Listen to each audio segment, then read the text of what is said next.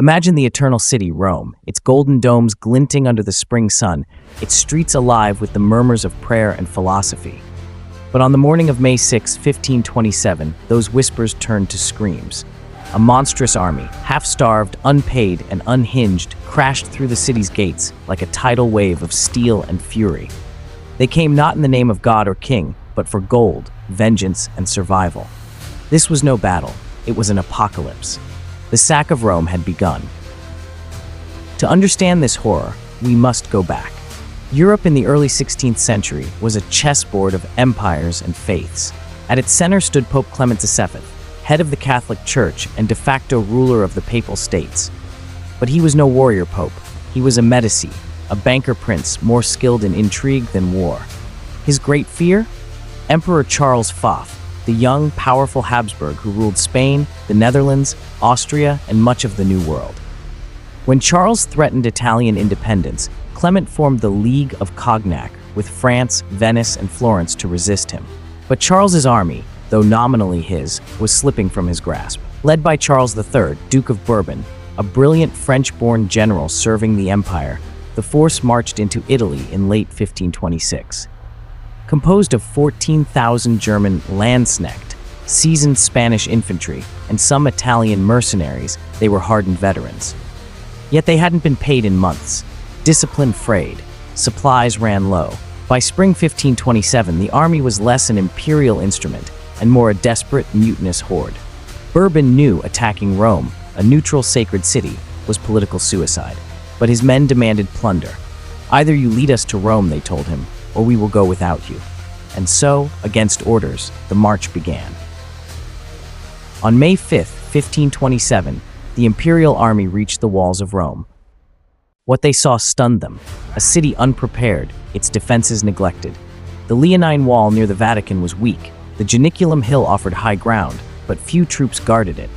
Only about 5,000 defenders, papal soldiers, Swiss guards, and hastily armed citizens stood in their way. At dawn on May 6th, the attack began. Cannon fire boomed across the Tiber as the Landsknechte advanced in their colorful, tattered uniforms, plumed helmets, puffed sleeves, and halberds raised. They stormed the outer fortifications near Porta Santo Spirito, where the river bends close to the Vatican. But the Swiss Guard, elite soldiers sworn to protect the Pope, held firm. Clad in their iconic blue and yellow striped armor, they fought with terrifying discipline. Under Captain Kaspar Reist, they charged down the slope toward the advancing Germans, halberds flashing. For a moment, the tide turned. The first wave of attackers faltered. Then Bourbon, riding at the front, spurred his horse forward, only to be struck by a sniper's arquebus ball. He fell dead, shot through the throat. Chaos erupted. With their commander gone, the Imperial army dissolved into a rabble. No one gave orders. No one cared. Now, it wasn't about strategy. It was about survival and loot. By midday, the invaders smashed through the walls near Villa Belvedere. The city gates burst open, not from siege engines, but betrayal. Some accounts say disgruntled Italian mercenaries inside the walls opened the doors. Others claim a single cannonball shattered the lock. Whatever happened, Rome was breached. What followed was not conquest, it was carnage. The Landsknechte, known for their ferocity and pagan superstitions, surged into the streets like wolves into a sheepfold. They looted churches, smashed altars, and drank wine from sacred chalices. St. Peter's Basilica was defiled. Soldiers used the holy water fonts as urinals, mocked mass, and even fired crossbows at the dome. Cardinals were dragged from their palaces, tortured with red-hot pincers to reveal hidden treasure. Nuns were raped in convents. Artists fled for their lives. Benvenuto Cellini, the famed sculptor, claimed he fired a musket from the ramparts of Castel Sant'Angelo and killed a German captain. He later wrote, "I felt the hand of God guiding my shot." Women hid in cellars, children were separated from parents, and corpses piled in the forum. The stench of death soon mingled with the smoke of burning buildings.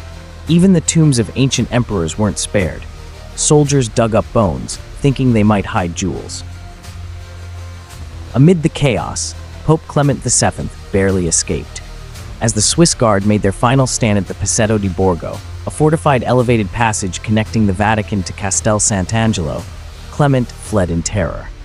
Captain Reist, still fighting, was stabbed by a Landsknecht after his wife tried to hand him a scarf.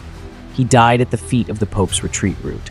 Clement barricaded himself inside Castel Sant'Angelo, a fortress built by Emperor Hadrian. From its towers, he watched helplessly as Rome burned. Supplies dwindled. For 9 months, he remained trapped, negotiating from behind stone walls while his city was bled dry. Outside, the sack continued for 8 long months. Though the worst violence subsided after 3 weeks, the city never recovered quickly. An estimated 6,000 to 12,000 people died. Half the population, over 50,000 souls, fled.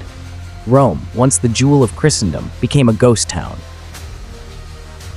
The sack of Rome marked the end of an era. The High Renaissance, which had flourished under popes like Julius II and Leo X, sputtered out in blood and ruin. Artists scattered. Michelangelo himself considered fleeing to Constantinople. The papacy's moral authority crumbled. How could the Vicar of Christ fail to protect God's city? Charles V, though horrified by the events and officially denying responsibility, gained immense political leverage.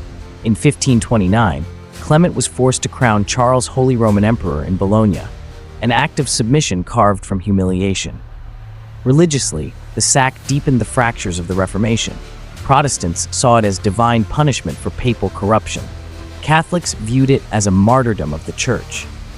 But beyond politics and religion, the sack of Rome remains a haunting symbol, a warning of what happens when power collapses, armies go rogue, and civilization is stripped bare by human greed. In the end, Rome survived. It rebuilt. It endured. But on that terrible spring day in 1527, the Eternal City learned it was not invincible, and the world would never see the Renaissance the same way again.